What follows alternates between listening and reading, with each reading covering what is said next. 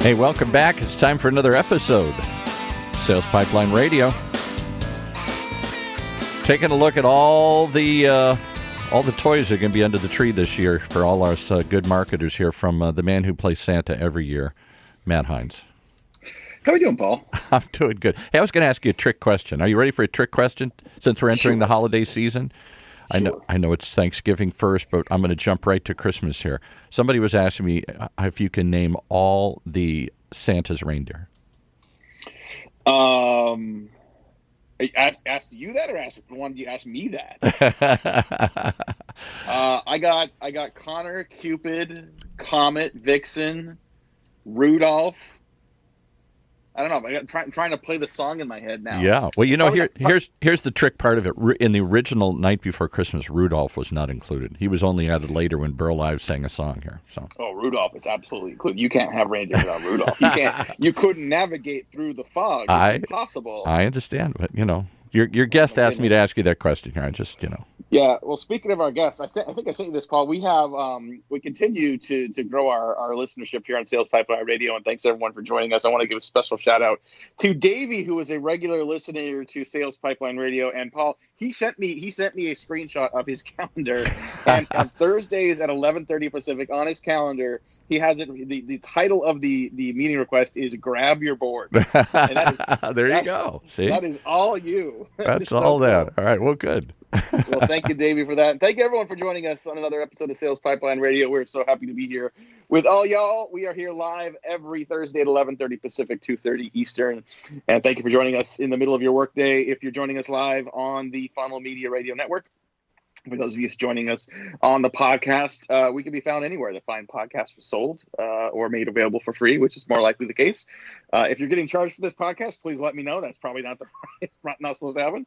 I've been charging lately. I've been charging. Yeah. I got a secret back channel. I'm making money off of these here. Oh, man, that's terrible.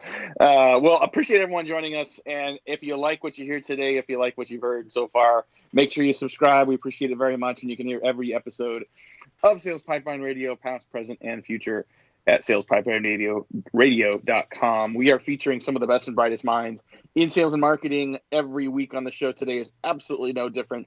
Very excited to have with us today Bethany Fagan. She is the content marketing manager for PandaDoc. Bethany, thanks so much for joining us today. Thanks so much for having me, Matt. So we have two choices. We can either focus today on Mountaineer football, or we could talk about sales process and sales strategy. What's your pick? Well, both are tough. I mean, and both of my favorite subjects. I mean, I'm actually heading to Morgantown this weekend to see the game, so I'm super excited. I haven't been back in a couple of years, so I'm so pumped to hopefully watch us crush Oklahoma State, but we'll see. Well, I mean, I know that, like all of us who are college football fans who have alumni we're rooting for, we go up and down with our teams. Everybody has their lulls, everyone has their highs. One thing I'd love for you to describe before we get into our topic today is, as a West Virginia fan, please describe to the rest of the country what a pepperoni roll is. I guess you could call it a mashup between like a Hot Pocket and a calzone, I guess. Okay. But it's not. But you could eat it hot or cold. I don't know. I wasn't a fan of them when I was in college, but I mean, they're definitely all the rage in West Virginia. So yeah, I know. So I got a buddy who also went to West Virginia, and then he never told me about it, but then I was reading an article a couple of years ago about pepperoni rolls, and I mentioned it to him, and he's like, "How do you because it's not necessarily something you see a lot around the country." It's like, how did you find out about pepperoni rolls? So yeah, but apparently quite the where Iowa State has their Busch Lights, West Virginia has pepperoni rolls and moonshine. Is what I understand. Yeah, exactly. We have pepperoni rolls and moonshine. That's so true. Awesome. All right. Well, we can talk more about college football, but let's talk a little bit about sales strategy. I'm very excited to have you join us today. Full disclosure, I am a PandaDoc customer and a very happy one, but I think wanted to have you on today to some templates as part of the sales process. And I think sometimes, Bethany, those can be perceived as perhaps less exciting parts of the process. It's not as exciting as the creative. It's not as exciting as let's go make more dials or, figure out how to get reps to engage with our prospects, to engage with our reps. But process and systems are the backbone of successful, predictable, scalable sales organizations. Talk a little bit about what you guys have seen on that and sort of how important process and templates have been for you.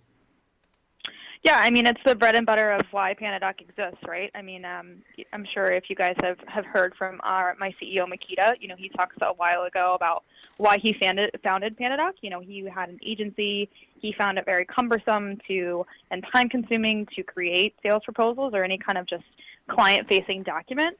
And he knew that there had to be a better way to kind of streamline the process and streamline the creation process, and also without requiring a lot of resources and heavy lifting from anyone but himself. I think salespeople move a mile a minute. They have to keep deals moving forward. And in order to do that, just templates and processes and any kind of tools to make that a little bit easier, I think they see just a better productivity, potentially increasing close rates, and potentially more revenue from it. Well, one example I usually give when we talk about sort of the importance of having sort of templates and tools in some cases is, in sales, you tend to have unique conversations with prospects in every case. Every prospect's a little different, their situation, their culture, but there's a lot more similarities in the engagements that we have with prospects than people give it credit for. There's a lot more similarities in terms of the questions we get, the follow-ups that happen. And so if you have reps writing their own emails and you've got 6 reps across the sales force writing the same email 6 different ways, 6 different times every single day, and I'm not even really exaggerating. I mean, that happens in a large sales organization. I mean, if nothing else, like that speaks to the impact that having some templates can have. Even if you take a template and then do some customization to it, that is going to not only be faster, more efficient, but also likely more successful, because there's an assumption that template was built on some level of best practice or successful implementation before, correct? Yeah, absolutely. I mean, we experienced this recently. We did an ebook with HubSpot on just 20 plus sales templates, and we covered everything from qualifying questions to sales email templates, and then of course proposals, and then contracts and invoicing templates too. And I think one of the bigger wins that we experienced was once we kind of templatized some of our email templates, we used some examples from HubSpot, and then we also used some of our own just best practices and kind of testing and trying things that were working and didn't work. So over about 7 weeks, I think we tried, I forget how many templates it was, but it was about 10,000 emails. So that speaks to your point of reps just sending out a ton of emails every single day. By just perfecting our sales email templates, we were able to see a 10% increase in opens, about 90% increase in response rate, and I think it generated about $15,000 more in revenue for us just by perfecting our email templates and that process around emailing prospects. I mentioned before we were talking here today on Sales Pipeline Radio with Bethany Fagan. She's the content marketing manager at PandaDoc, and we are a PandaDoc customer. I think one of the reasons we initially started with PandaDoc was we wanted to improve the look and feel of our proposals. We'd been using basically Word documents, Word templates beforehand, and so we wanted something that would add a little better level of professionalism. And I think that what we got in addition to that is having some consistency of what we produce, right? I mean, I think, when we had just saved versions of Word docs in a bunch of different places, they were all a little different. So you may have made some edits to one, but then those edits may not make it to the next one if you pull the wrong template the next time. Talk a little bit about why it's so important to have kind of a content library, whether you're using PandaDoc or whether you're just, sort of creating a systematic way to implement templates and tools in your organization. What are some best practices for having a content template that people know where it is and they can pull from to ensure consistency of those materials? Yeah, you hit on it already, Matt. I think it's especially when you're a growing organization and you have a lot of sales reps on the team. There are people who join the team and then get promoted or leave the team, or then you are onboarding new sales reps. And I think where sales teams struggle is just having a central repository of where they can go and store content. I think there's some tools out there that do a decent job of it, but you want to have a central location of a tool that they're already using and have that in one place so that's easy for everybody to find. Like you mentioned, one rep may have one version and then missed an email from, let's say, legal that there was a new version and forgot to save that. And then what if they go back and use that old version and then the the red line process takes longer because it turns out they were using the incorrect contract or the incorrect proposal. So I think you get what I'm saying. It's super important to make sure that there's one location where everybody can go to, and also all of the other teams within the organization has access to, so that they can update the relevant content with the most up-to-date, piece of whether it's an agreement or whether it's a photo, an image, or even kind of what I call a logo soup of like current customers that they can cite in a proposal, let's just say. First time I think I've heard the term logo soup on Sales Pipeline, but I think I like that a lot. I've always called it that as a marketer. I don't even know where I got it, but it was just, I know reps always ask me for like, hey, what are logos that I can use on a consistent basis? And I guess I've just kind of coined that term myself. So you're welcome, I guess. Yeah, no, you mentioned the ebook you guys put together with HubSpot that's a collection of templates. Talk a little bit about sort of where that came from, and how did you decide what templates to put in that ebook? I would imagine there's an awful lot of different places you could go, but what were some of the priorities or some of the most requested templates that made it in there? Yeah, so we've here at PandaDoc, we've really built a nice robust template library, and I think that's really helped us drive kind of an inbound marketing engine for us. If you go to our website, pandadoc.com/templates, we have templates from, wedding planning proposals to, a W-9 form that you could kind of fill out on your own and use. And HubSpot is also known for being inbound driven, but also, just having a better process around, marketing automation. So we got together. We knew that we wanted to cover the end-to-end sales process. So we took a look at some sales templates that they have towards the top of the funnel, and then we kind of looked at our best performing templates towards the bottom of the funnel on our end, and kind of pulled from there and said, okay, well, we're willing to put this proposal, quote, and contract template in, and then we would love your guys' help as far as lead gen type questions to ask to make sure that people are qualifying leads correctly. They're masters of email, so what kind of successes have they seen from an email template standpoint, not only at the beginning, but then following up on sales deals and things. So we really tried to play on each other's strengths, throughout the entire sales cycle to come up with those 20-plus templates that we featured. Love it. I want to talk a little more about that when we get back to the break. We're going to take a quick break here, pay some bills. We'll be back here with Bethany Fagan. She's the content marketing manager for PandaDoc, talking about templates, talking about process. Might talk a little tater tot and pork chop too. We'll see. We'll be right back on Sales Pipeline Radio. Sales teams, is your website helping you turn prospects into customers? Because Intercom thinks it should be. Intercom makes that little chat bubble in the corner of a website. That's their messenger. But it's so much more than that. The Intercom Messenger is designed for businesses to jump on customer intent in the moment. It connects you when you're there, or automatically books meetings and captures data on leads when you're away. You'll sell more efficiently. Like Intercom user Elegant Themes. They added the Intercom Messenger to their site and now convert 25% of their leads to paid subscriptions through live chat. Just having the messenger sparked valuable customer conversations that Elegant Themes might not have had otherwise. That's Intercom's whole deal, connecting you with customers while they're on your website with timely, personal insights. Because when customers have a great experience, it's great for business too. Help your website help you land more customers, then see everything else Intercom can do. Go to intercom.com/deals today. That's intercom.com/deals.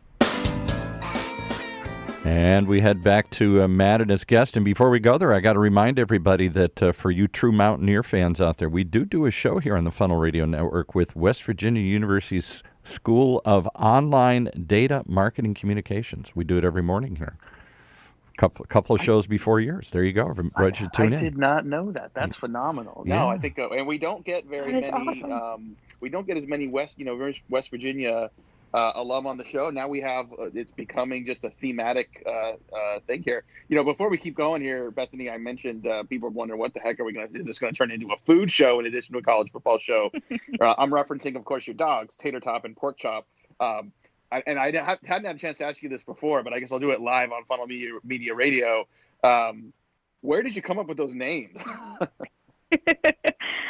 So they're French Bulldogs, and I feel like, anybody who knows that breed knows that I think they just are better served with a food kind of name. But honestly, I wanted to name. We got Tater Tot first, and my husband and I were talking. I was like, I want to name him something maybe French, Pierre, Remy.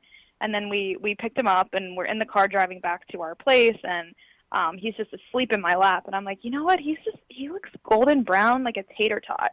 And I still wasn't even sold on his name. And then just the days after, my husband kept calling him Tater Tot, and I was like, okay, I guess this dog's name is Tater Tot, and that's how he got his name. That is so good. And The people that live in front of us, they have a dog, a rescue dog. His name is Boss, and we just get to call him Boss. And I don't know, dog names can be a lot of fun. I want to talk a little more about this ebook you guys did with HubSpot, because I think it really is worth checking out. I think you can just go to PandaDoc.com. I know you can get a copy there. But I think this, and we talked earlier before the break about sort of the prioritization of the type of content in there. And what I also liked about it is that this isn't just you guys like making up content. Like you actually pulled best practices from a number of companies that have been successfully implementing better templates and proposal tools. Talk a little bit about how you chose the companies that were featured here, and sort of what were some of the criteria to select those that were doing it so well. Yeah, I think for us, as we've tried and tested a bunch of different sales tools, and I think honestly, it's just what we've used and seen success with within our own tech stack. We have success with SalesLoft. We knew that they were a very big leader in emails and automating, outreach emails. So they have some great data on successes around that. So we knew that was a no-brainer. HubSpot, obviously, they're a leader in, marketing automation, and not only are they a partner of ours, we integrate with them. So that was an easy choice. I think also it's just following companies on social media and those who are positioning themselves as thought leaders. I think we're seeing this shift of everybody wants to know what everybody's secret sauce is, and for us, we have no problem sharing that. We want to share our sales success with everyone else, and those who are willing to do the same kind of make it easy for us to partner with them. Why are templates and template tools like this such an important thing for marketers to invest in as well? I think people may look at this and think, okay, this is an operations requirement, this is a sales priority. Why should a marketing manager in a B2B company prioritize improving templates and consistency of tools and sales documents? I mean, for me, my personal opinion is I've always viewed my job as a marketer as sales. I mean, obviously our customers are our number one customers, but I also kind of look at sales as my number one customer, being a marketer. And I want to support them and help them be as successful as they possibly can. And I've just found that when I enable them to do their jobs more efficiently and a little bit better, the happier our sales team is. And I think that makes just the sales marketing relationship a little bit better for the entire organization. Yeah, I would agree. And talk a little bit about sort of how you guys sort of drink your own champagne on this as well. Like how does the marketing team and the sales team operate together at PandaDoc to sort of really sort of leverage what you guys teach others to do and talk about the kind of impact that's had? Yeah, it's definitely changed and evolved over the 4 years that I've been with the company. But I think we love using our own tool, and we've actually made strides within the product team. I know recently, for example, I had one of our product managers in Minsk reach out to me because we're looking to improve our editor and improve the content library and how marketers build content there to put for the sales team. So it was really great that we're kind of we're using our own champions and our own experts internally to help build the product and make the product better for everybody else. So I think we've definitely done a good job not only bridging the gap between sales and marketing, but also bridging the gap between product sales and marketing, especially given we have our office in Minsk, and that's where a majority of the product team sits. So it's always hard for them to hear sales conversations and be in the day-to-day of kind of what marketing is doing and what sales is doing. And that's why we built the tool to improve, both of the lives of marketers and salespeople. So it's definitely been fun to kind of see the product team develop and kind of put together some product managers for each core functions of our product and really kind of use our own internal resources to just make PandaDoc that much better. Love it. We've got just a few more minutes here with Bethany Fagan, the content marketing manager for PandaDoc. And I guess switch gears a little bit. Let's talk about kind of your role and the impact that's had. I think, you're as someone who's focused on content development and sort of driving sort of engagement and attention from your customers and prospects. You've got a lot of competition. There's literally thousands of other companies that are trying to get the attention of people that are buying sales and marketing tools. What are some things that you have learned that sort of help you, stand out? Some things that you might recommend other content managers, content marketers as they head into 2020 sort of take a look at and leverage as well? Yeah, I think for me, it's my role. I had first started as a partner marketing manager, and I was working with a lot of our integration partners to do some co-marketing activities. And what's funny is I then went through this transition of, kind of playing this marketer but business development type role. And it's kind of, hey, let's do a webinar, let's do, a podcast, or let's just even do a blog swap. And some people were very hesitant to do that, to kind of, I think, share lists and that sort of thing.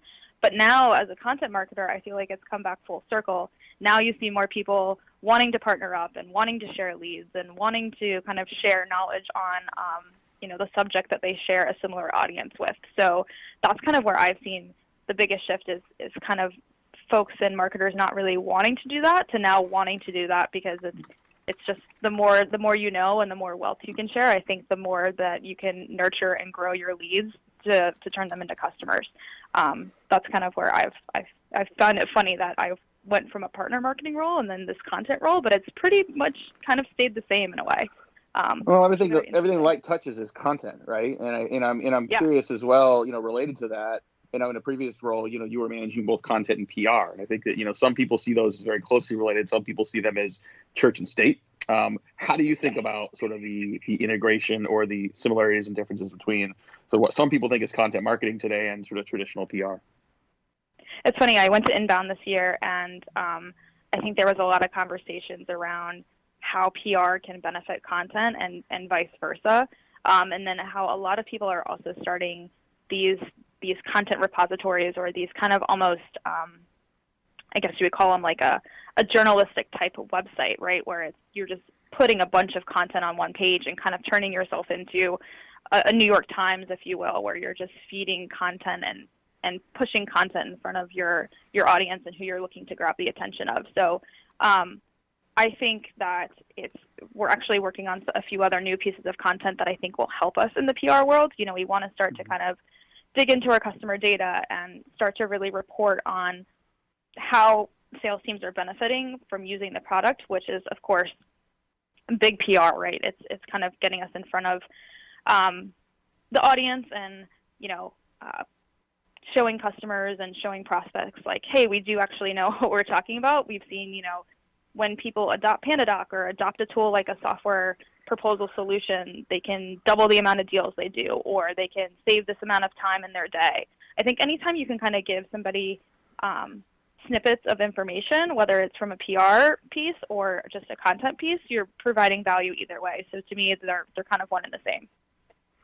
Well, Paul, it sounds like we might need to increase the Mountaineer presence on the Funnel Media Radio Network with perhaps a PandaDoc radio show. Not that I'm putting Bethany on the spot for that, but I think she seems like a natural here. She seems a natural. She seems open to the idea of continuing the conversation.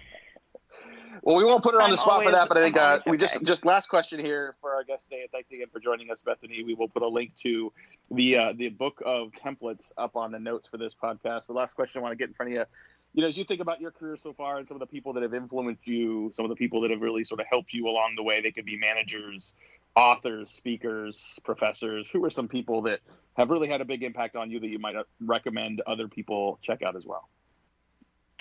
Yeah, I think for me, it's actually probably somebody who's not well known at all, but I used to actually sell apartments in Philadelphia, and I had a manager. Her name was Maria, and she was very hard on me, but she taught me one very valuable lesson, which I still practice today, which is never assume anything. I think a lot of people are always embarrassed to learn more, or embarrassed to ask questions, or embarrassed to go after something, and instead they just kind of assume things and then get a little flustered and kind of get out of whack. But she's always taught me to never assume anything, always learn more, always ask questions, and always kind of just be on the horizon for the next biggest, baddest thing you could possibly learn. So she's kind of the one who I kind of keep in the back of my mind. Oh, such a great addition. Well, thank you so much. Thanks again to our guest, Bethany Fagan. If you want to learn more about PandaDoc, check out PandaDoc.com. Check out the book they have on sales templates. You can also check out the PandaDoc paperless blog. Highly recommend both those resources. We are out of time. We're going to be back next week. Actually, next week is going to be Thanksgiving Day. We will not be broadcasting live on Thanksgiving Day. But if you're bored, if you need a little break from the family, you can check us out at SalesPipelineRadio.com. We got 185 plus past episodes up there for you to check out. We'll be here again the beginning of December and work through the end of the year. Looking forward to it. But for today, my name is Matt Hines. On behalf of our great producer, Paul, this is Sales Pipeline Radio.